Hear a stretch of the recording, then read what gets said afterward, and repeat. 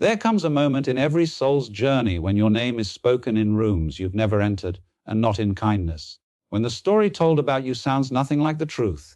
There are seasons when the kindest thing you can do for your own soul is to stop explaining yourself. When words fail to reach the hearts that misunderstand you, silence becomes your sanctuary. It is not the silence of surrender nor the silence of shame. It is the silence of trust. Trust that what is unseen by man is never unseen by God.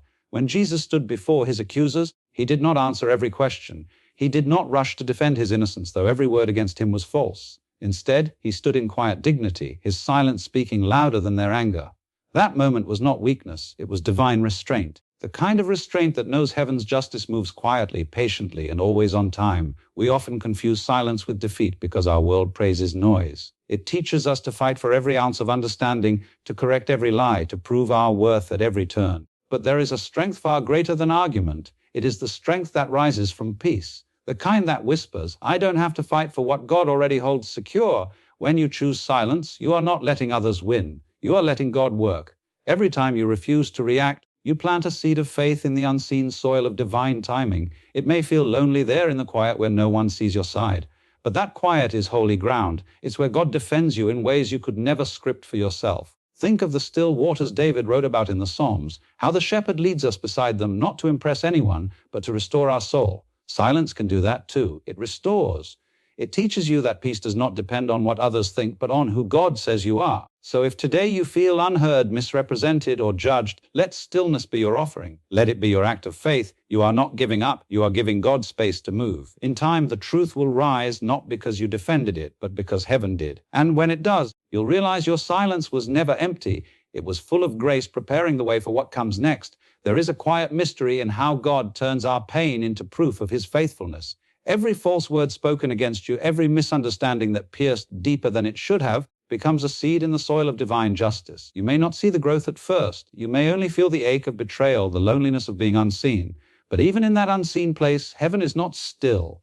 God is working in the silence, writing redemption in the spaces where your name has been misused. The temptation is to chase after your reputation, to defend, to correct, to explain. But the truth is, when you are walking in love, God himself becomes your defender. Love, when wronged, does not crumble. It roots deeper. It learns to bend, not break. And in time, that same love becomes the ground from which justice grows, not the kind that embarrasses those who hurt you, but the kind that quietly reveals who you really are. Think of Joseph, sold by his brothers, forgotten in a foreign prison. His innocence didn't clear his path, his faith did. For years, God let the world misunderstand him, not to punish him, but to prepare him. Because some vindications require silence. Some seasons of injustice are the wombs of greater callings. When the time was right, God didn't need Joseph to plead his case. He simply lifted him higher until the same brothers who once wronged him bowed before the grace that kept him. That is how God vindicates what love endures.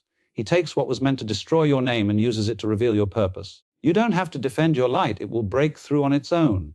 The same mouths that once questioned you will one day see what God was doing all along, and it will not be your victory they notice, but his faithfulness shining through you. So if you are standing in that in-between place, falsely accused, misread, or rejected, remember this, the story isn't over. What feels like loss is often the soil where God's justice takes root. Stay faithful, keep loving, keep trusting. The harvest of truth is on its way, and when it comes, it will speak more gently, more powerfully than you ever could. There is a moment in every life when you realize that defending yourself has nothing to do with peace. It has everything to do with fear. Fear that you'll be misunderstood. Fear that your name will be damaged. Fear that silence means surrender. But peace, true peace, doesn't rise from fear. It blooms only in the soil of trust. When you trust God with your story, you stop needing everyone else to understand it. You stop rehearsing your explanations in your mind, trying to find the right words to make someone finally see your heart. Because peace doesn't come from being understood. It comes from being known by the one who made you.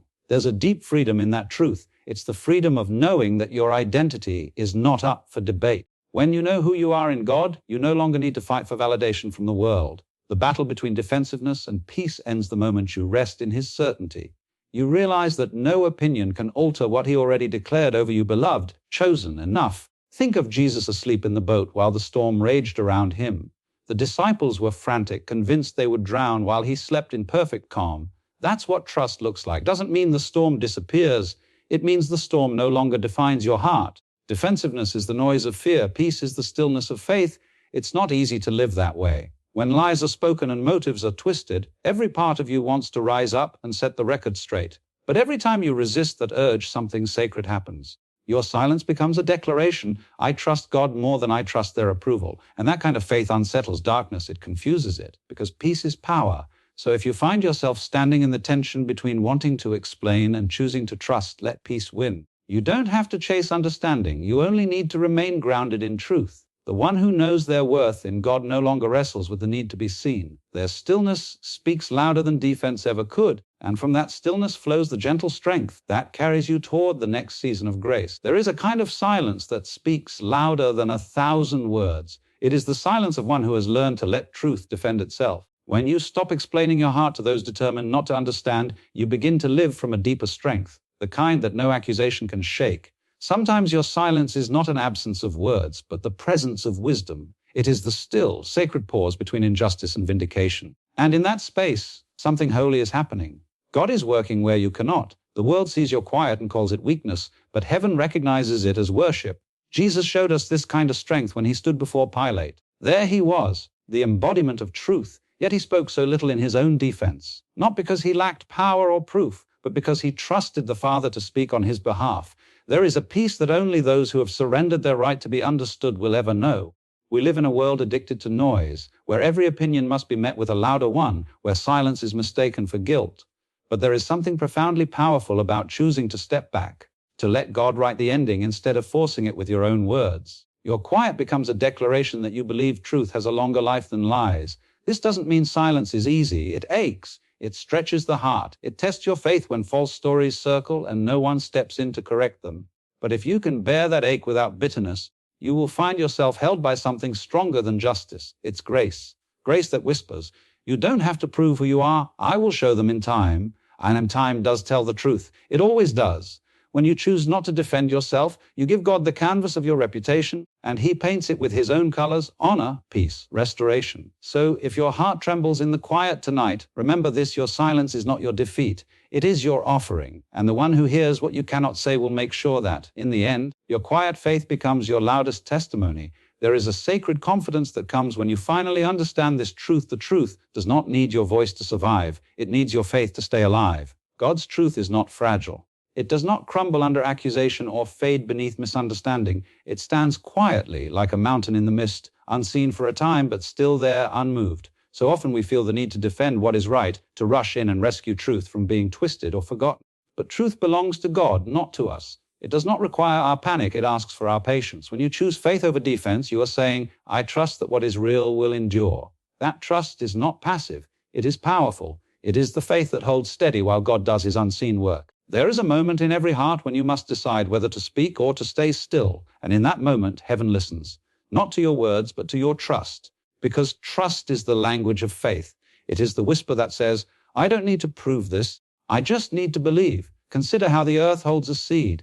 It doesn't rush the process. It doesn't dig it up to make sure it's growing. It simply covers it, waits, and lets time reveal what's hidden. That is what faith does with truth. It protects it through patience. You may feel like your silence is burying what matters most, but God is not burying you. He is planting you. When Jesus said, I am the way, the truth, and the life, he wasn't speaking of something to defend. He was describing something eternal. The truth doesn't depend on our explanations. It depends on his constancy. Even when the world mocks or misinterprets, the truth remains what it is. It doesn't flinch. It doesn't fight. It simply is. So when you stop defending yourself, you're not abandoning truth. You are aligning with it. You are trusting that God will reveal what words cannot. Let the truth breathe in its own time. Let it rise when the moment is right. For when your faith holds the truth quietly, heaven's hand lifts it openly, and what once was hidden in silence becomes radiant with grace. There is a quiet kind of redemption that comes when you finally stop trying to prove yourself, when you no longer feel the need to correct every false story or chase after those who misunderstood your heart. It is a holy surrender the moment you place your reputation, your name, your wounds, your truth into God's hands and say, to trust God with your story is one of the most courageous things a soul can do. Because we are taught from childhood to defend, to justify, to make others see our side. Yet the kingdom of God turns that wisdom upside down. In his way, vindication does not come through argument, it comes through trust.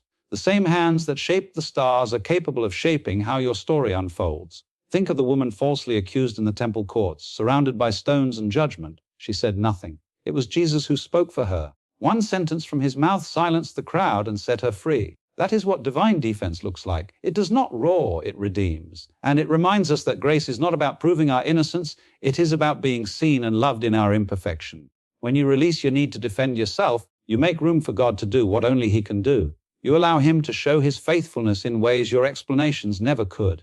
It's a hard lesson because silence feels like surrender and waiting feels like loss. But in that stillness, your story is being rewritten, not by the words of others, but by the pen of mercy. What they say about you may echo for a moment, but what God knows about you will echo for eternity.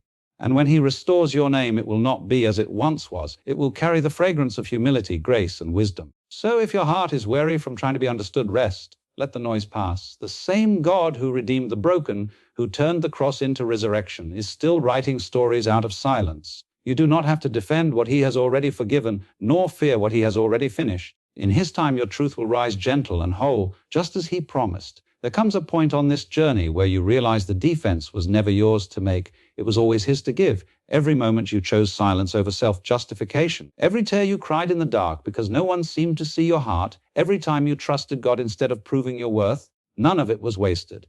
Heaven saw. Grace recorded it all. You see, God doesn't just protect your name, He purifies it. He doesn't simply silence your accusers. He sanctifies your soul through the waiting. And one day, when the dust settles and the noise fades, what will remain will not be the memory of who hurt you, but the quiet power of who you became in the healing. Never defending yourself was never about losing your voice. It was about learning the sound of peace. It was about discovering that silence, when held in faith, can roar louder than any argument. You were not called to convince. You were called to embody truth.